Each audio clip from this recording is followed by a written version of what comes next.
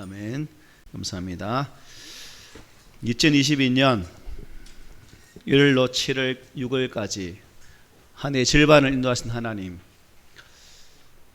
그 하나님의 은혜에 대한 여러분의 헤아림이 한 주간 동안 계시는지 모르겠습니다. 하나님께서 나를 사랑하시고 나를 구원하신 그 은혜 앞에서 내가 어떠한 모습으로 감사를 해야 될 것인가. 감사절을 맞이하면서 아무 생각도 없이 의미도 없이 감사절을 맞이한다면 감사절 예배가 특별한 예배가 되지 아니하고 그냥 습관에 젖어 사는 그러한 예배가 되고 말 것입니다. 항상 우리 안에 하나님을 향한 그 은혜에 대한 반응, 그리고 그 반응에 대한 합당한 그런 감사의 고백들이 삶 가운데에 넘쳐나기를 축복합니다. 감사를 기준으로 사람을 나누보면 세 종류의 사람으로 나눌 수 있다고 말합니다. 첫째는 감사하지 않는 사람, 그리고 감사할 수 없는 사람, 그리고 감사하는 사람입니다. 먼저 감사하지 않는 사람은 결국 하나님의 진노를 받을 사람이고 말세에 고통 가운데 거할 수밖에 없는 인생이라 할 수 있을 것입니다. 그리고 감사할 수 없는 사람, 어떤 사람일까? 여러분, 누가 감사할 수 없을까요? 죽은 사람은 감사를 할 수가 없습니다. 살아있을 때만 감사를 할 수 있는 거죠. 그러므로 지금 살아있을 때 감사를 넘치게 하는 우리의 삶이 되기를 원합니다. 그 다음에 감사하는 사람은 누굴까? 결국 그 하나님의 그 은혜를 경험한 사람은 감사를 할 수밖에 없다는 것입니다. 하나님께서 나를 사랑하셨고 하나님께서 내 삶의 순간순간을 인도해 주셨고 지금도 여전히 동일한 사랑으로 나를 붙드시는 그 은혜를 경험한 사람은 하나님 앞에 감사와 영광을 돌릴 수 있다는 것이죠. 그런 측면에서 여러분들은 어느 부류에 속한다고 생각하십니까? 감사하지 않는 사람, 감사할 수 없는 사람, 감사하는 사람. 3번 손을 얹고 한번 생각해 보십시오. 그렇습니다. 저와 여러분들은 감사하는 사람이 되어야 됩니다. 하나님께서 우리의 인생 걸음걸음마다 함께 하셨던 그 은혜와 사랑, 또 그 은혜와 사랑이 얼마만큼 크셨는지를 하나하나 헤아려 보면서 그 은혜가 너무나 새로워짐을 감사함으로 나아가는 그런 우리가 되어야 되겠죠. 살아있다는 것도 감사의 조건이고, 또한 우리가 하루 3끼, 3끼, 요즘 살 뺀다고 3끼 안 먹는 분 계시지만 어쨌든 하루 3식을 먹는 그것도 하나님의 은혜라는 사실입니다. 그런 측면에서 우리가 매 순간, 매 초마다 하나님 은혜 앞에 감사로 반응할 수 있는 그러한 믿음을 가지시기를 바랍니다. 오늘은 우리 한국교회가 맥주 감사주일로 지키는 날입니다.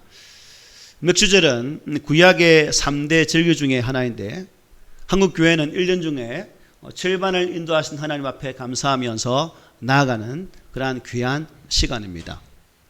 2022년도를 허락하신 하나님께서 6월까지 인도하시고 또 새로운 7월을 여시면서 한 해 절반을 다시금 맡기신 그 하나님 은혜의 사랑이 무엇인가를 한번 되짚어 보자는 것이죠. 하나님께서 모세에게 3대 절기를 지킬 것을 말씀하셨습니다. 첫째는 뭐예요? 유월절이죠. 유월절은 이스라엘 민족이 애굽에서 해방되었던 날을 기념하여서 지키는 절기입니다. 이것을 신약에 견주면 내가 곧 구원받은 사건 앞에 감사하는 그런 날이다 하겠습니다. 또 한 가지는 맥주절이죠. 이 절기는 오순절 또 칠칠절이라고도 합니다. 그리고 초실절이라고도 하죠. 왜냐하면 첫 열매인 이 보리를 추수해서 하나님께 드리는 그러한 감사의 절기이기 때문에 그렇습니다. 세 번째로는 수장절이죠. 가을 들녘에서 추수한 것으로 거두어서 창고에 드리는 그러한 날입니다. 이스라엘 백성들은 이 수장절이 되면 초막을 짓고 광야에서 일주일 동안 조상들이 살아왔던 것을 체험하면서 하나님께서 우리를 어떠한 모습으로 인도하시는지를 되새기며 또 자손들에게도 이런 하나님이 우리의 삶 가운데에 만왕의 왕되심을 가르쳤던 그러한 절기가 수장절 절기라고 보면 될 것 같습니다. 그런 측면에서 절기라는 것은 여러분 무엇이겠습니까? 축제입니다. 이스라엘 백성들은 그야말로 축제로 시작해서 축제로 마치는 그런 삶을 살았습니다. 우리 한국 국민들도 흥이 있는 백성들이죠. 그래서 노래가 나오면 저절로 어깨춤을 덩실덩실 추는 것이 우리 한국 국민들의 정서 속에 남아 있다는 것입니다. 축제의 나라 이스라엘 백성들, 여러분 이스라엘에 우리가 이스라엘 나라 사람이 아니라서 이스라엘 나라의 절기를 다 알 수는 없지만 성경을 보면 이스라엘 백성들이 매 해마다 매 달마다 거의 하나님 앞에 예배함으로 나갔던 그 모습을 볼 수가 있습니다. 먼저 2월 달에는 부림절이라는 것이 있죠. 이것은 우리가 에스더서를 보면 하만이 유대민족을 멸하기 위해서 음모를 꾸미다가 에스더가 하나님께 기도하면서 죽으면 죽으리라는 각오로 나아가서 하나님께서 그 기도를 들으시고 이스라엘 민족을 그 사망에서 건지신 날을 기념하면서 지킨 절기가 부림절입니다. 결국 이날은 온 백성들이 가면을 쓰고 거리를 행진하면서 축제를 즐겼다고 합니다. 하나님의 그 구원하신 은혜 앞에 감사하면서. 그리고 이제 4월이 되면 유월절을 지키는 거죠. 한 일주일 동안 무교병을 먹으면서 하나님께서 그들을 애굽에서 건지신 그 은혜와 사랑 앞에 감사하면서 우리는 하나님 은혜가 아니면 어찌할 수 없었던 인생이다는 사실을 깨닫게 되어지는 그러한 축제의 날. 그 다음에 이제 5월 6일 되면 맥주 축제를 보냅니다. 하나님께서 첫 곡식을 수확해 하신 그 은혜 앞에 감사하며 드린 절기고, 그리고 10월 11일 되면 추수 초막절을 지키게 되는 거죠. 그리고 크리스마스 때 우리는 성탄절을 지키지만 이스라엘 백성들은 하누카라는 축제를 즐깁니다. 그래서 이스라엘 백성들은 연초부터 연말까지 축제를 통해서 하나님 앞에 나아갔습니다. 그들의 인생의 삶을 보면 즐거움이 없을 것 같은데, 그래서 일상의 삶을 보면 얼굴이 어둡고 좀 침침한 그런 모습이었지만 그네들이 이 하나님 앞에 나아갈 때는 그야말로 기쁨과 즐거움으로 나갔다는 겁니다. 왜냐? 예배는 축제요 기쁨이기 때문에 그들은 찬양하면서 두 손을 들고 춤을 추면서 환호성을 지르며 하나님께 예배를 드렸다는 것입니다. 오늘 우리가 이 맥주절을 맞이하면서 여러분들도 하나님의 전으로 나오면서 그 마음에 환호성을 지르면서 또 기쁨의 그 미소를 띄우면서 예배 자리로 나오셨는지요? 한번 얼굴 한번 봅시다. 옆 사람 한번 보십시오. 얼굴이 환한지 구름이 잔뜩 끼어 있는지. 구름 끼어 있으면 기쁨으로 나온 게 아니에요.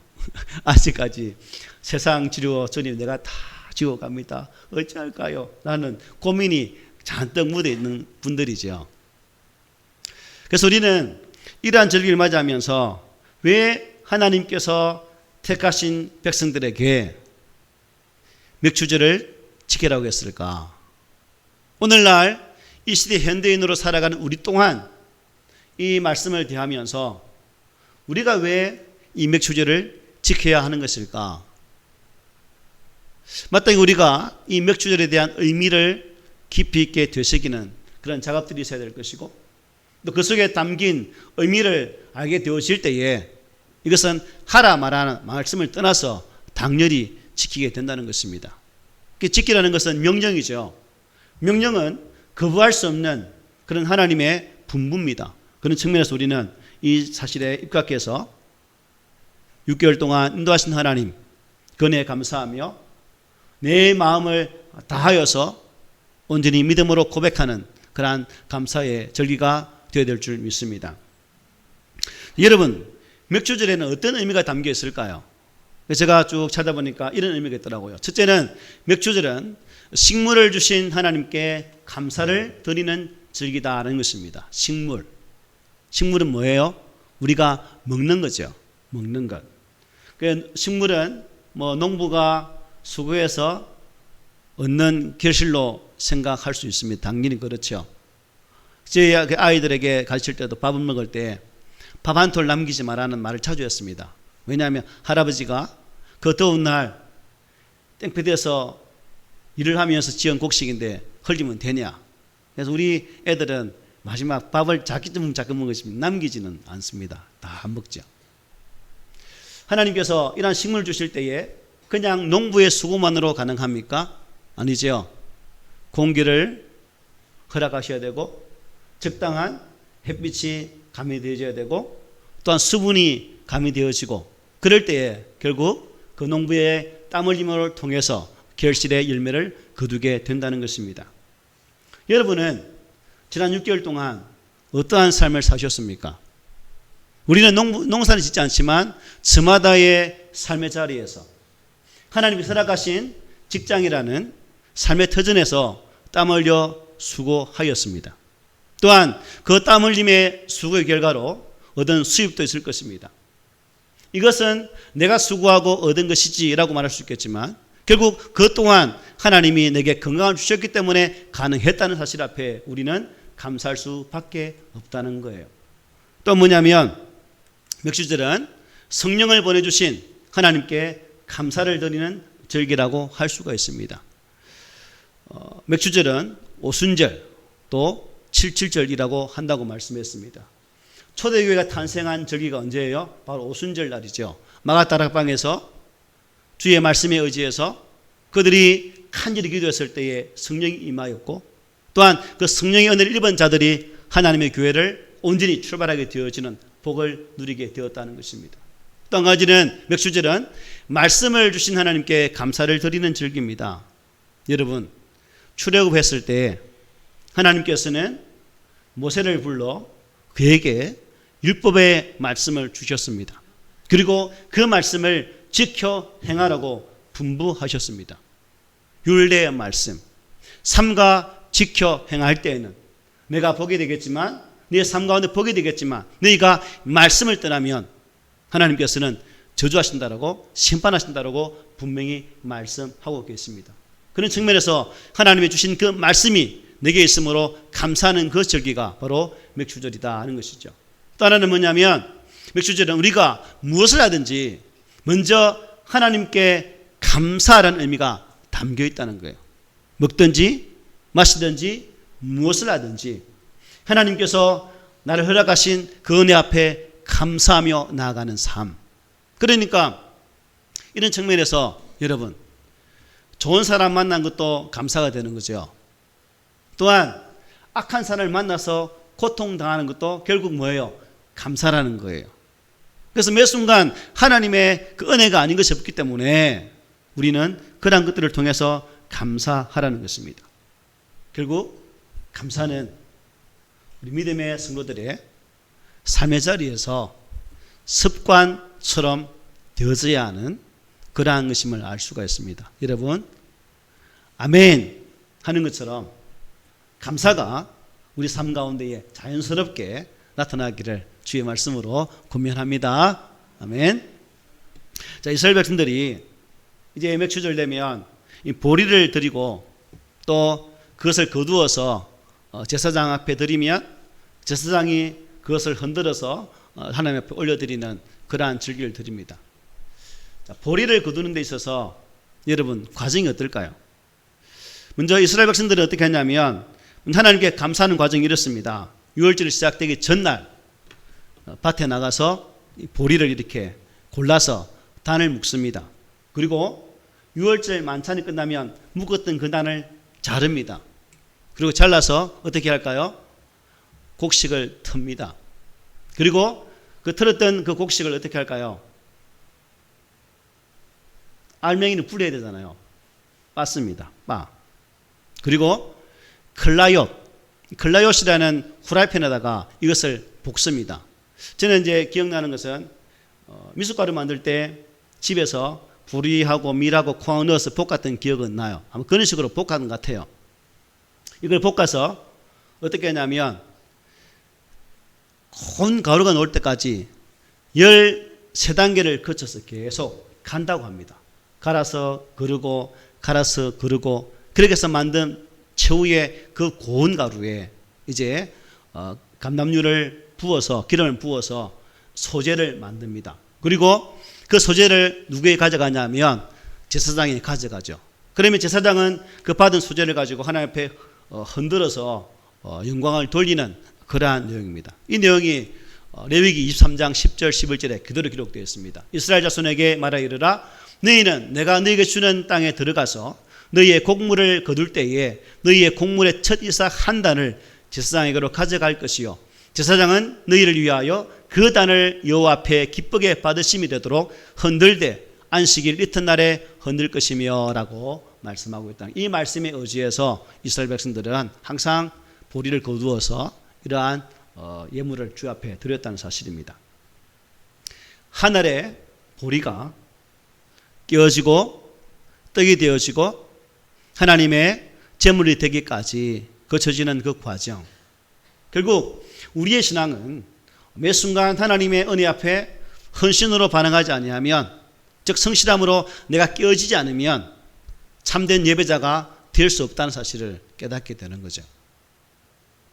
하나님과 나와의 관계, 나와 그 하나님의 관계가 보다 더 온전함 되기 위해서는 하늘 미랄이 깨어지는 것처럼 나 또한 철저하게 깨어지고 부서져서 고운 가루로 떡으로 만들어진 그 소재의 과정을 거쳐야 진정한 예배자가 될 수 있다는 사실을 이러한 곡식을 소재로 드리는 과정을 통해서 우리가 발견하게 되는 거죠.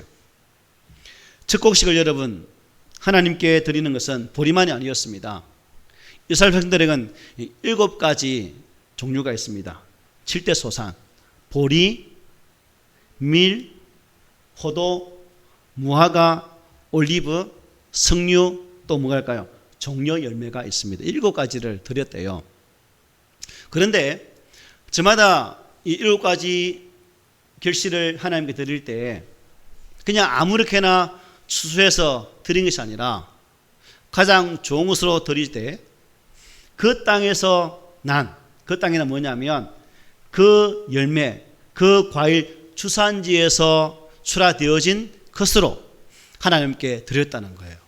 그러니까 종려나무를 예를 들면 이 종려 열매 또한 광야에서 나는 것이기 때문에 그 광야에서 수확된 것으로 드려야지 계곡이나 물가에 있던 그것을 수확해 드리는 것이 아니었다는 거예요. 그만큼 하나님은 철두철미하게 예물을 드림에 있어서도 또한 이 소산물을 드림에 있어서도 제 땅에서 난 것으로 또한 진정한 생산지에서 난 것으로 받기를 원하셨다는 사실을 우리는 분명히 보게 된다는 사실입니다.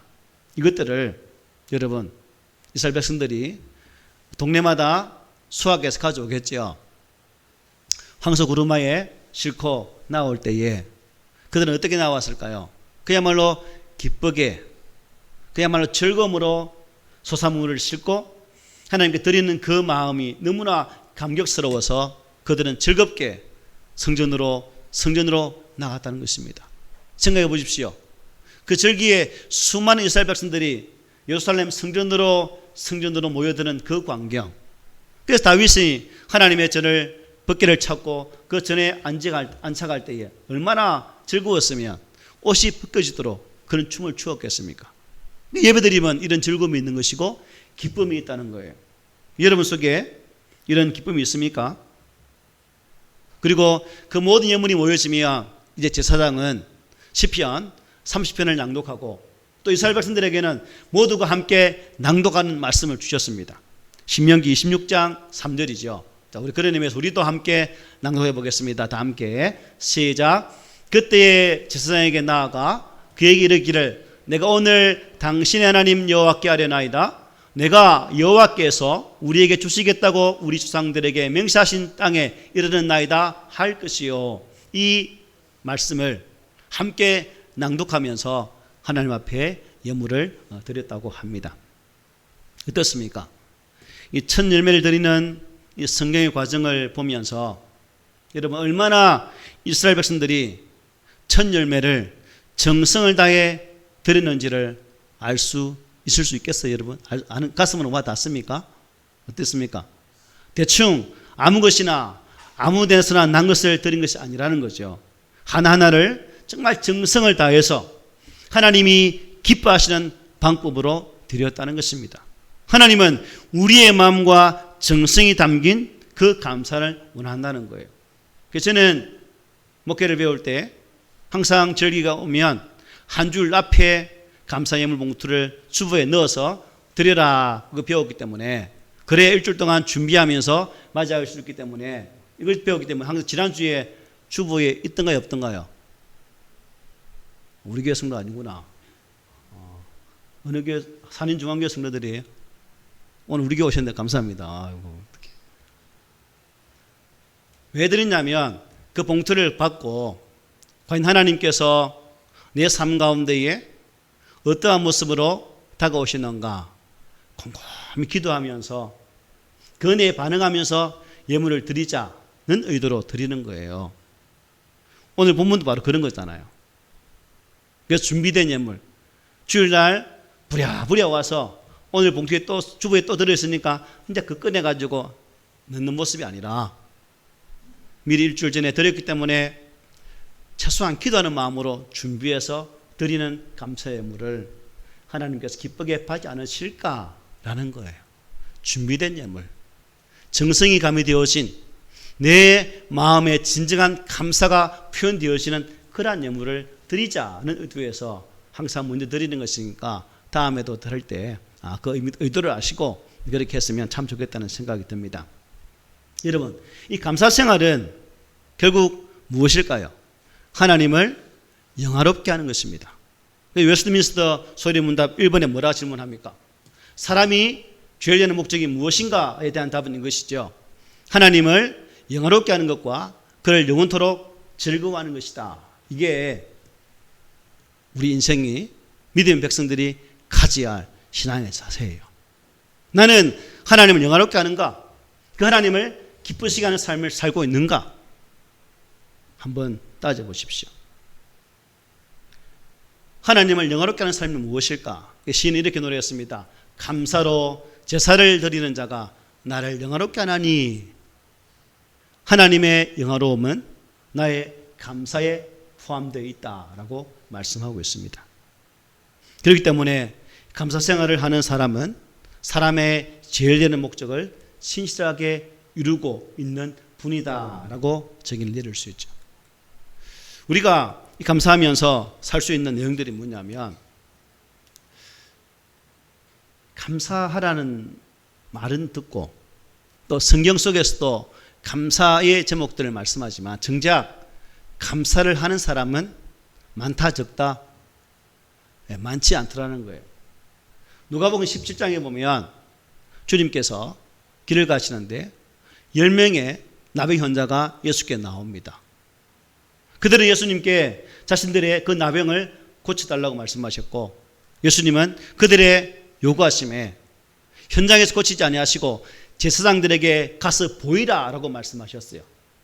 결국 보이면 안다는 것이거든요. 그 10명의 나병 환자가 예수의 말씀에 순종해서 제사장에게 보이려고 가는 중에 어떻게 됩니까? 모두가 나음을 받습니다.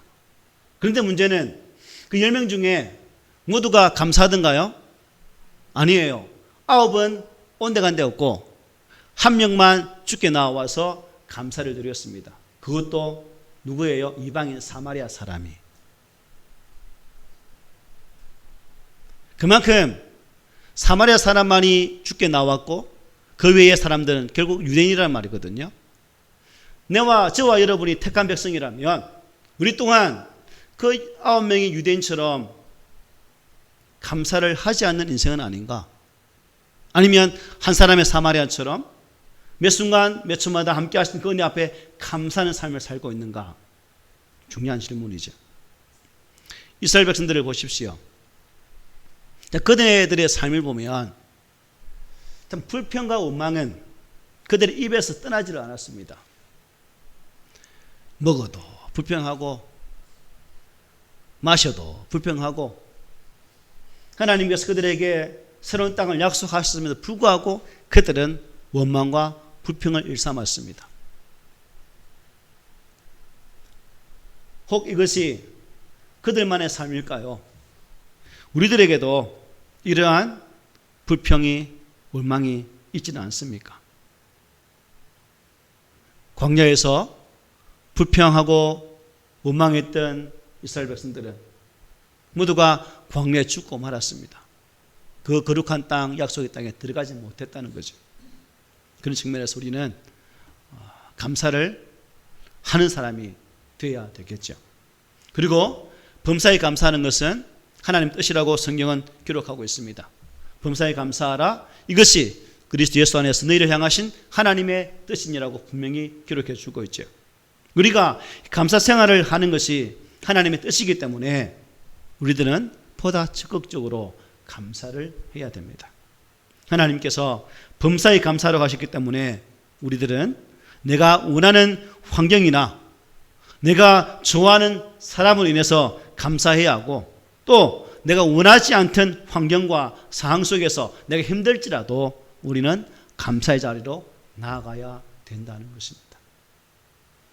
시인 송명희 씨는 알죠? 그분은 뇌성마비 시인입니다. 그분은 많은 시를 지어서 우리 믿음의 사람들에게 교훈하고 도전을 줍니다. 그리고 많은 시들이 또 찬양으로 또 작곡되어서 우리 입술로 고백이 되어지는 모습이 있습니다. 그분이 범사에 감사하라는 그러한 시를 적었습니다. 이런 내용이에요. 감사절에만 감사하는 자여 범사에 감사하라. 고난주간에만 주의 고난을 기억하는 자여 주 죽으심 언제나 기억하라. 위급할 때만 기도하는 자여 쉬지 말고 기도하라. 기쁠 때만 기뻐하는 자여 항상 기뻐하라 라고 시를 썼습니다. 맞는 말이죠. 저는 이걸 보면서 고난주간에만 주의 고난 생각하며 고난주간 특별 기도회를 하죠. 그래도 특별해도 특별 안 하는 사람 많잖아요. 위급할 때 기도합니다. 근데 위급이 끝나면 그 자리가 비어져요. 기쁠 때는 많이 기뻐하는 것 같은데 또 지나면 쎄해지는 것이 우리 사람들이 모습이 아닌가 생각합니다. 어쨌든 바라기는 언제나 범사에 감사하며 살아가는 우리 꿈 있는 교회 성도들이 되시기를 바랍니다. 아멘. 그리고 우리는 받은 것이 많기 때문에 감사를 해야 돼요. 욥기 1장 21절에 이렇게 말합니다. 내가 모태에서 알몸으로 나와서 온즉 또한 알몸이 거리로 돌아가올지라. 주신 이도 여호와시요 거두신 이도 여호와시오니 여호와의 이름이 찬송을 받으실지니이다. 자, 여러분 당장 이 자리에서 그냥 샥 스쳐가는 그 생각 속에 내가 얻은 게 뭐가 있을까요? 저는 많죠. 벌써 안경도 저 말에 의하면 안경도 주셨잖아요. 감사하죠. 옷도 주셨잖아요. 감사하죠. 넥타이 주셨잖아요. 감사하죠. 벨트 누가 준지 모르겠지만 벨트 차고 있죠. 감사해요. 또 올라올 때 신발 있잖아요. 신발 여러분 만난 것 보니까 저 말씀에 의하면 그냥 호껍데기 하나만 입어도 뭐예요? 다 감사한 거예요. 감사. 불평이 나도 이게 뒷담화를 잘 까거든요. 고백하지만 입을 치면서 야야 불평하지 마라 라는 생각이 되더라고요. 그러니까 하나하나가 세보면 다 은혜라. 다 감사의 조건이라는 거예요. 또 우리가 약함도 감사를 해야 됩니다. 약함도. 여러분이 이런 글을 써놨더라고요. 제가 읽어드릴게요. 때때로 병들게 하심을 감사합니다. 인간의 약함을 깨닫게 하시기 때문입니다. 일이 제대로 안 되게 틀어주심을 감사합니다. 그래서 나의 교만을 반성할 수 있기에 있었기 때문입니다. 땀과 고생의 잔을 맛보게 하심을 감사합니다. 그렇기 때문에 나는 주님의 사랑과 능력을 더 깊이 깨달으면서 살 수 있었습니다. 라는 고백입니다. 사람은 마음과 생각을 지키는 것이 너무 중요합니다. 말씀을 볼 때 은혜가 되면 어떻게 합니까? 빨간 줄이나 노란 줄을 치죠.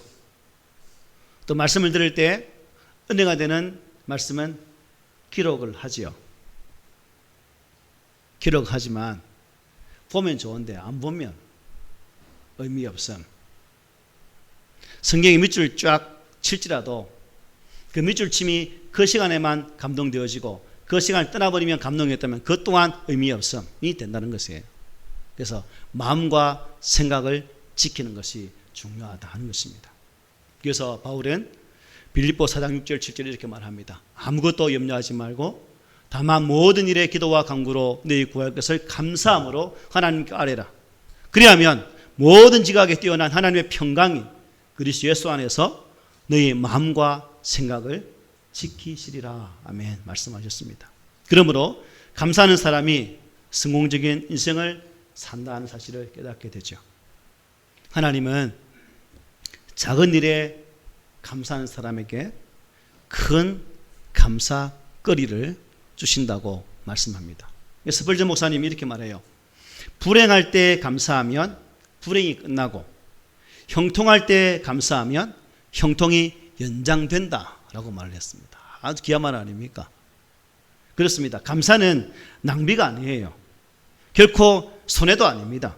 감사는 언제나 축복의 전주곡이 된다는 거예요. 감사는 더 큰 감사를 낳는다는 사실을 꼭 기억하십시오. 말씀 마치겠습니다. 우리에게는 많은 더 큰 감사가 있다는 것을 우리 성도들이 잊지 않았으면 좋겠습니다. 골로새서 2장 6절 7절 이렇게 말씀합니다. 그러므로 너희가 그리스도 예수를 주로 받았으니 그 안에서 행하되 그 안에 뿌리를 박으며 세움을 받아 교훈을 받은 대로 믿음에 굳게 서서 감사함을 넘치게 하라. 아멘.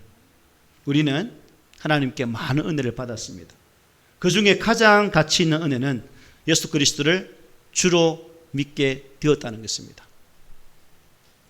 골로새 말씀처럼 그 주님 안에서 교훈을 받은 대로 믿음에 굳게 서서 감사함을 넘치게 하고 여러분의 삶의 자리에 이 감사가 차고 넘침을 통해 하나님께서 더 큰 은혜와 감사로 여러분의 삶을 풍성히 채워져 가기를 주의 말씀으로 권면하면서 축복합니다.